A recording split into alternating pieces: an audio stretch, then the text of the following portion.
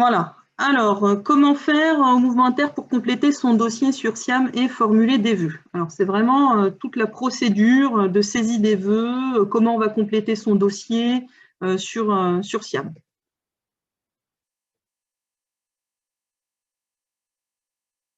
Alors, première chose, pour se connecter à SIAM, vous êtes obligé de passer par eProf.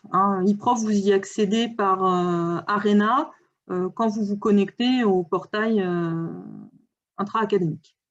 Donc, dans eProf, vous cliquez sur les services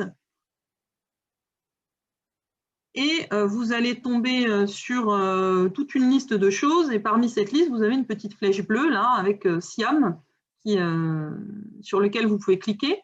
Et ça servira aussi pour le mouvement intra-académique. Un SIAM, c'est à la fois pour l'inter et pour l'intra.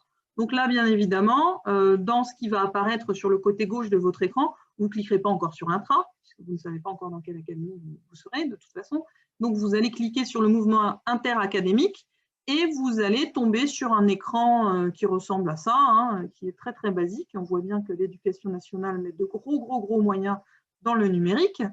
Et vous allez cliquer sur Mouvement général interacadémique.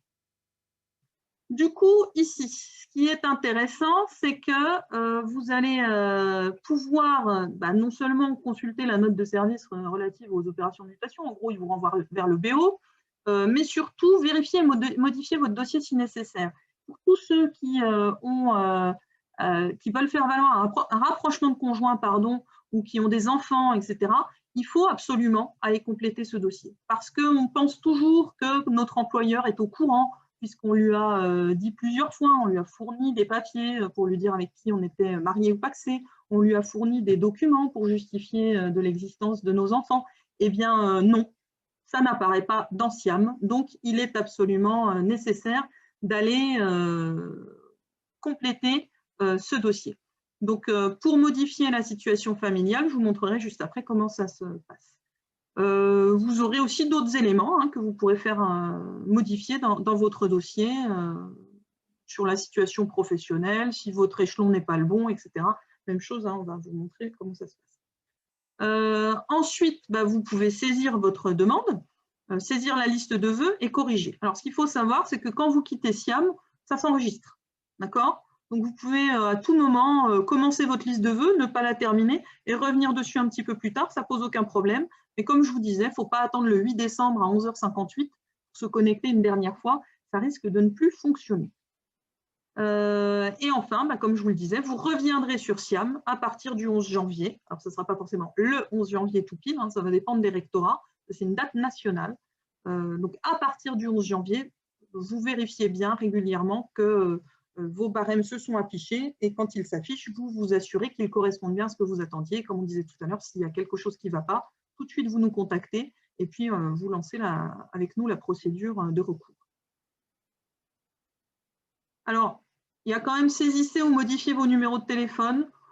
Ça, c'est si vous voulez que l'administration puisse avoir votre numéro pour vous envoyer un SMS pour vous dire votre résultat est disponible ou des choses comme ça.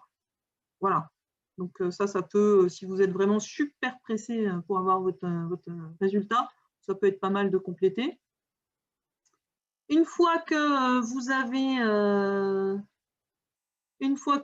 avez cliquez sur vérifier et modifier votre dossier, vous avez 3 onglets que vous pouvez vérifier. La situation administrative, c'est votre situation professionnelle. Alors pour un collègue titulaire comme Michel, on va voir apparaître les informations sur le nombre d'années passées dans un établissement, l'échelon, l'adresse de l'établissement, etc. Pour un collègue stagiaire, on ne va pas avoir de nombre d'années passées dans un établissement, puisque, par définition, le stagiaire, il n'a pas d'ancienneté de poste. En revanche, on verra son échelon. Et du coup, son échelon, ça va être 1, ça va être 2, ça va être 3, selon qu'il y a eu reclassement ou pas. À vous d'aller vérifier. Attention, l'échelon qui est pris en compte, c'est l'échelon de reclassement au 1er septembre 2020. Donc, si vous changez d'échelon pendant l'année, ça ne compte pas. D'accord? Donc, faites bien attention à ça. Deuxième onglet à vérifier, la situation individuelle. Alors, c'est plus des informations très personnelles. Si vous avez une demande de bonif médical, si vous avez des intérêts moraux, sociaux dans un département d'outre-mer à faire valoir, etc. où vous allez modifier des choses et cocher si vous avez, je sais pas, si vous avez de la famille en Guadeloupe, à Mayotte ou je ne sais quoi. Et puis, troisième onglet, et c'est là que vous aurez un peu, presque tous, j'ai l'impression, à aller cocher des trucs dedans, c'est les informations sur votre situation familiale, en particulier bien saisir le département du rapprochement de conjoints. Hop. Donc, on va directement dans cette troisième catégorie-là, parce que je pense que c'est celle sur laquelle vous allez avoir le plus de modifications à faire. Vous allez devoir aller cliquer sur « Modifier », hein, dans cet onglet, en bas à droite de votre écran. Et ensuite, vous allez devoir cocher et ajouter des choses. Alors, rapprochement de conjoint, il faudra cocher, il faudra sélectionner le département. Le département, deux possibilités. Soit c'est le département dans lequel votre conjoint a sa résidence professionnelle, là où il travaille ou là où il est inscrit à Pôle emploi après avoir exercé une activité professionnelle dans ce même département. Deuxième possibilité, c'est la résidence personnelle de votre conjoint, mais qui est compatible avec sa résidence professionnelle. C'est-à-dire qu'il faudra quand même fournir les documents qui concernent sa situation professionnelle. Si vous dites que vous voulez un rapprochement de conjoint dans le 54 et que la résidence professionnelle de votre conjoint, elle est dans le 79, ils vont commencer un peu à tiquer. Hein, ils vont dire, bah, qu'est-ce que ça veut dire? Il ne peut pas être là tous les jours de toute façon, il va falloir nous expliquer.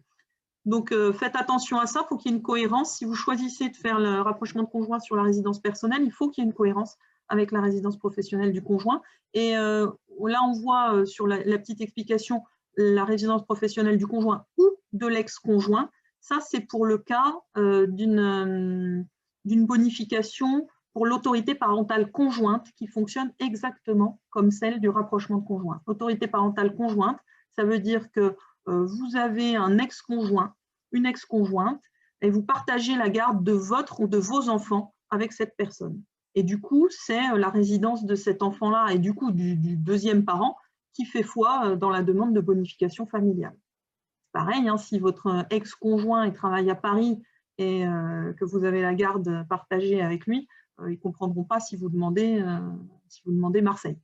Donc, il va falloir avoir une cohérence. Pour la séparation, faites bien attention.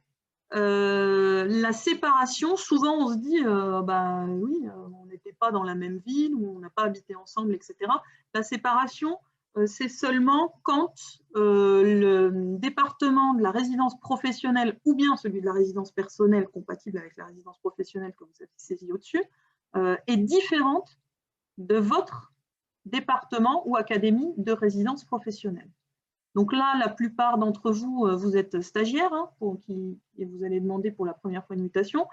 Si votre résidence professionnelle, c'est un collège du 54 et que votre conjoint, il est je sais pas moi, il est informaticien, pour prendre un truc tout à fait par hasard, il est informaticien dans le 57, vous avez le droit de faire valoir une année de séparation. Si votre conjoint, il est à l'autre bout du département 54, mais il est dans le 54, vous n'avez pas le droit à une année de séparation.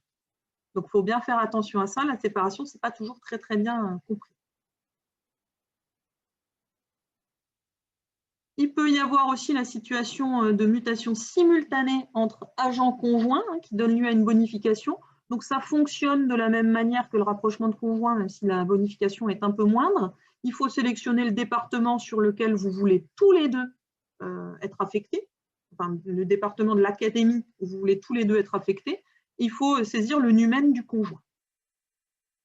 Alors attention, ça, mutation simultanée entre agents conjoints, ça veut dire que si un de vous deux ne peut pas muter, parce que dans sa discipline c'est compliqué, etc., bah, aucun des deux ne va muter finalement. Normalement, ça c'est plutôt pour les titulaires. Pour les stagiaires, il faut bien que vous trouviez une mutation, mais du coup, vous ne serez pas forcément ensemble. Et la mutation simultanée entre agents non conjoints, ça c'est plus rare, elle n'est pas bonifiée, et puis vous pouvez être totalement mutés l'un sans l'autre. Donc, une fois que vous avez bien rempli votre dossier et que vous avez bien mis à jour toute la partie familiale. En général, la partie professionnelle, hein, c'est le premier onglet dont je vous parlais tout à l'heure, sur votre échelon, votre ancienneté de poste, etc., il y a peu d'erreurs. Hein, c'est quand même assez automatique, ça. Donc, vraiment, les erreurs, elles vont être, on n'a pas compté un reclassement qui a eu lieu au 1er septembre et qui aurait dû l'être. Donc là, n'allez pas bidouiller si vous êtes passé à l'échelon 2 le 15 novembre. N'allez pas bidouiller et mettre échelon 2 à la place de échelon 1. Ça repassera à échelon 1 automatiquement dans votre demande puisque c'est la situation 1er septembre qui est prise en compte. Donc, une fois que vous avez bien complété tout votre dossier, que vous avez bien vérifié que tout est à jour, vous pouvez retourner un cran en arrière et puis aller dans la petite liste du 17 novembre au 8 décembre, saisissez ou modifiez votre demande de mutation. Alors là, c'est extrêmement facile. Vous verrez, ce n'est pas du tout la même au mouvement intra, c'est beaucoup plus subtil le mouvement intra. Là, il suffit de cliquer sur le mouvement qui vous intéresse. Donc, moi, j'ai pris mouvement général interacadémique, mais pour certains, c'est le mouvement spécifique. Mouvement général interacadémique, et puis vous cliquez sur la carte. Donc, vous allez cliquer sur l'académie, et bim, l'académie va s'ajouter dans votre liste. Et vous reproduisez cette manœuvre-là autant de fois que nécessaire, autant de fois que d'académie désirée. Une fois que c'est fait, alors bon, moi j'ai fait une fausse demande de mutation, j'ai demandé que Nancy-Metz, bien évidemment je l'ai supprimé ensuite parce que je suis déjà affectée à Nancy-Metz. Vous pouvez ajouter des vœux, hein, vous avez là ajouté un vœu, vous pouvez calculer votre barème il va être calculé en fonction de ce que justement vous aurez complété dans les 3 petits onglets, situation individuelle, situation personnelle, situation familiale, etc. Donc là, c'est un barème qui est calculé à partir de vos déclarations. Ce n'est pas encore le barème qui sera retenu officiellement, mais ça vous donne une idée un petit peu de quel barème vous avez sur chaque vœu. Une fois que vous avez ajouté vos vœux, il n'y a rien à faire. Quand vous quittez SIAM, la liste est enregistrée. Et vous pouvez revenir ajouter des vœux quand vous voulez. Sur le côté, vous avez aussi, de quoi une petite poubelle pour chacun des vœux pour l'éliminer. Et puis quand il y a plusieurs vœux, hein, vous avez l'indication ici, sous le tableau, les petites flèches bleues pour faire monter ou pour faire descendre un vœu. Si vous dites « Ah non, finalement, je préfère mettre celui-là en 1, celui-là en 2, etc. »